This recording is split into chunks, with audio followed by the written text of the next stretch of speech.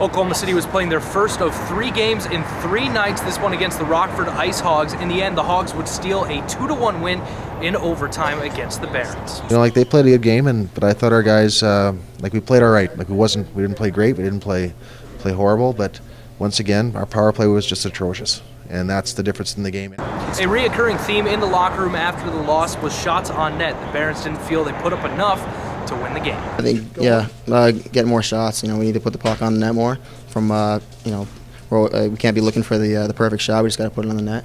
And I think the more shots we get, the more goals we'll have. Barons in their road blues, and that is a rarity at home. Looking good, but let's see if it brings them luck. First period, OKC goaltender Jan Dani withstands the slap shot from Dylan Olsen of the Rockford Ice Hogs. He'll make 18 saves on the night. Still in the opening frame, Hunter Tremblay down the right wing, cross-ice feed to Mark Arcabello. Arcabello shoots and scores.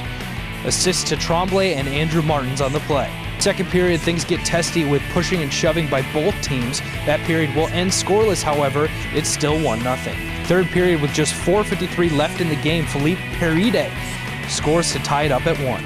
Then we go to overtime, and that's when Ben Smith will deflect the puck in at 2:50 of the extra period. OKC would fall 2-1 in overtime. The Barons host Abbotsford tomorrow night at 7 p.m. Doors open at 6 p.m. Tickets start at just $10. You can get those online at Ticketmaster.com or at the Cox Convention Center box office. Reporting from Oklahoma City, Chris Westcott, OKCBarons.com.